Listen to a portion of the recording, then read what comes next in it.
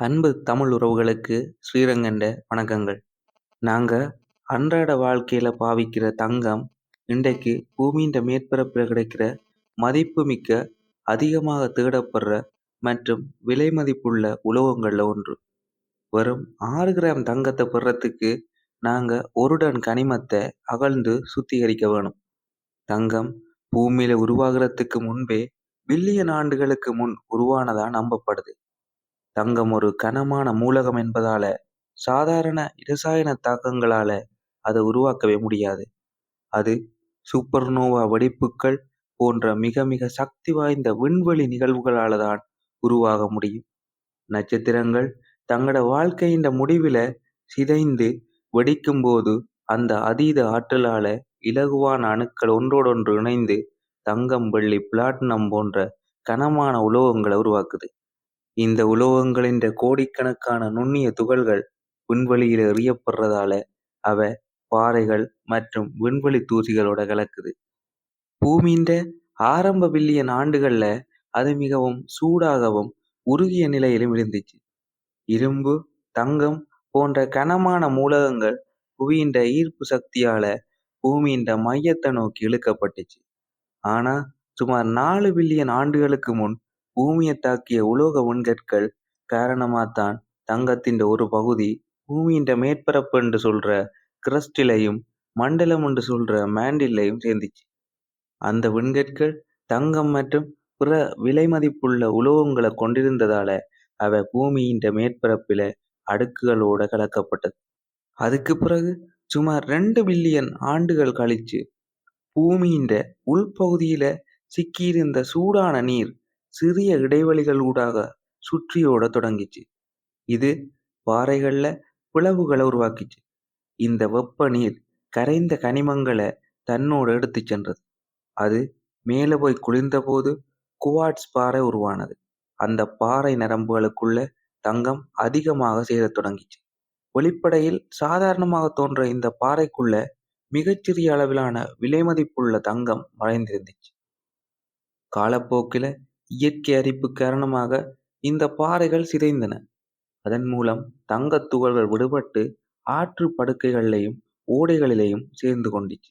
ஆனா இந்த தங்கம் எப்படி கண்டுபிடிக்கப்படுகிறது, எப்படி சுரங்கங்கள் எடுக்கப்படுகிறது, எவ்வாறு சுத்திகரிக்கப்படுகிறது என்று எப்போவாது யோசிச்சிருக்கிறீங்களோ? அதைத்தான் இன்றைக்கு இந்த வீடியோவில் நாங்க பார்க்க போறோம். கடைசி வரை என்னோட இணைஞ்சிருங்கோ. நான் ஸ்ரீரங்கன். நீங்க பார்த்து கொண்டிருப்பது கிரியேட்டிவ் எஃப்னா யூடியூப் சேனல். தங்கம் பெரும்பாலும் குவாட்ஸ் மற்றும் பைரைட் போன்ற கனிமங்களுடன் கூடிய பாறை நரம்புகள்ல காணப்படுது. இந்த நரம்புகள் பல மில்லியன் ஆண்டுகளுக்கு முன் உருவானது. காலப்போக்கில பூமியின் சில பகுதிகளில் தங்கம் பெருமளவில் குவிஞ்சு உலகின் சில குறிப்பிட்ட இடங்களிலேயே பெரிய களஞ்சியங்களாக உருவானது. அவற்றில் முக்கியமான இடங்கள் தென் ஆஸ்திரேலியா, சீனா, தென்னாப்பிரிக்கா, பேரு மற்றும் அமெரிக்காவின் மேற்கு பகுதி. ஆனா தங்கம் மறைஞ்சிருக்கிற இடத்தை கண்டுபிடிக்கிறது எளிதான காரியம் இல்லை. புவியியல் விஞ்ஞானிகள் முதல்ல விரிவான புவியியல் வரைபடங்களை ஆய்வு செய்து பழமையான பாறை அமைப்புகள் மற்றும் பூமியின் மேற்பரப்பில பெரும் மாற்றங்களை சந்திச்ச பகுதிகளை தேடுவினர். இவை வெப்ப நீர் சுழற்சி மற்றும் கனிம சேர்மத்திற்கு உகந்த இடங்கள். செயற்கைக்கோள்கள் மற்றும் வான்வழி சென்சார்கள் மூலம் மண்ணில உள்ள இரசாயன மற்றும் காந்த மாற்றங்களை அவர்கள் கண்டறிவினர். இது அங்க தங்கம் அல்லது வேறு விலைமதிப்புள்ள உலோகங்கள் இருக்கலாம் என்பதற்கான அறிகுறியாகும்.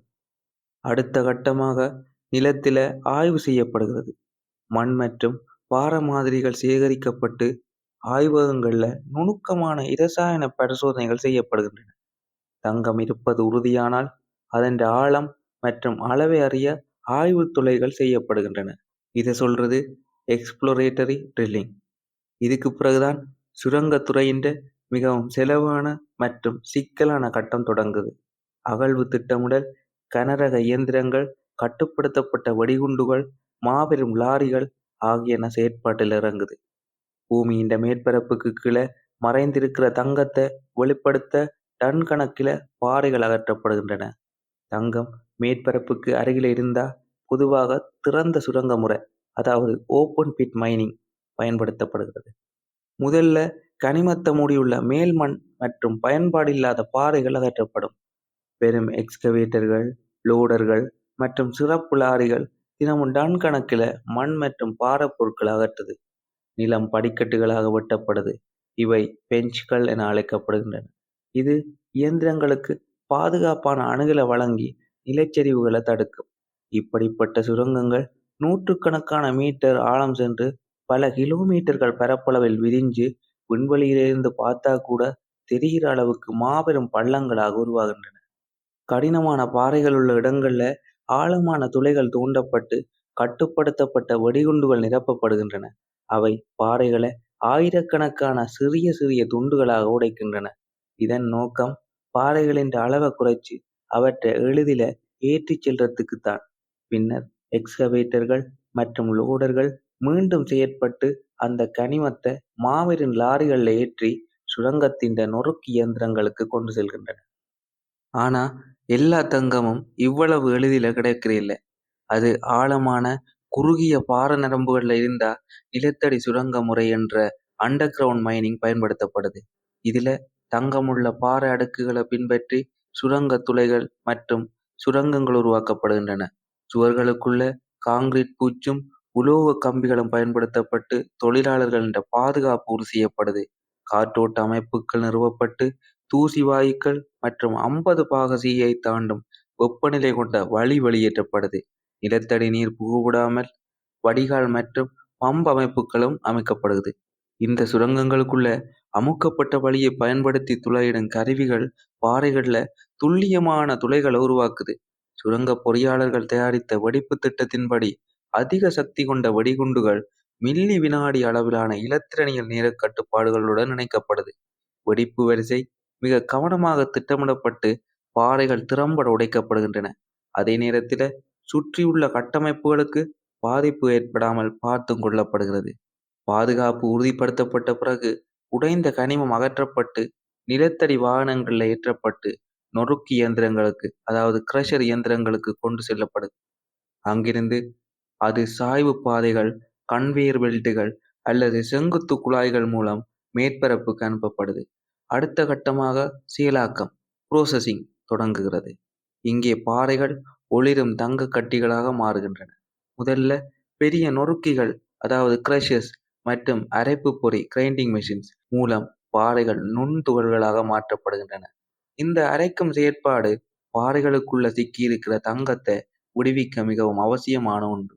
அரைத்த கனிமம் தண்ணீர் மற்றும் இரசாயனங்களோட கலக்கப்பட்டு கனிம களிமண் மினரல் ஸ்லரி ஆக மாறுகிறது. பின்னர் தங்கத்தை பிரித்தெடுக்க பல்வேறு முறைகள் பயன்படுத்தப்படுகின்றன. புளோட்டேஷன், கிராவிட்டி செப்பரேஷன், சயனைடேஷன். இதில் புளோட்டேஷனில் காற்று குமிழிகள் ஊதப்பட்டு தங்கத் துகள்கள் மேற்பரப்பில் நுரை போல மிதக்கச் செய்யப்படுகின்றன. கிராவிட்டி செப்பரேஷனில் அடர்த்தி வேறுபாட்டின் அடிப்படையில் தங்கம் கீழே தங்குது.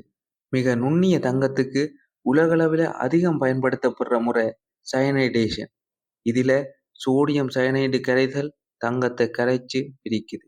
கரைஞ்ச தங்கம் நாக வீழ்வடிவு மூலம் அல்லது ஆக்டிவேட்டட் காவனை பயன்படுத்தி மீட்கப்படுது. பின்னர் அது வடிகட்டி உலர்த்தி 1000 பாகசியை தாண்டும் உலைகளில் உருக்கப்படுது. உருகிய தங்கம் இறுதியாக கிராஃபைட் அச்சுகளில் ஊற்றப்பட்டு புலியன் எனப்படும் தங்க கட்டிகளாக உறையுது. இன்னும் அதிக தூய்மையடைய தங்கம் மின்வேதியியல் சுத்திகரிப்பு முறையில சுத்திகரிக்கப்படுது. இதன் மூலம் 99.99% தூய்மையான 24 கேரட் தங்கம் பெறப்படுது. சுத்திகரிக்கப்பட்ட தங்கம் மீண்டும் உருவாக்கப்பட்டு வங்கிகள் மற்றும் முதலீட்டாளர்கள் பயன்படுத்தும் தரநிலை கட்டிகளாக மாற்றப்படுது. இவ்வாறுதான் ஒரு காலத்தில பூமியின் ஆழமான பாறைகள்ல சிக்கியிருந்த தங்கம் மனிதகுலம் விரும்புகிற மிக மதிப்புமிக்க உலோகமா மாறுது. ஆயிரக்கணக்கான ஆண்டுகளா செல்வம், அதிகாரம் மற்றும் அழகின்ற சின்னமாகவும் இருந்து வருது. நன்றி.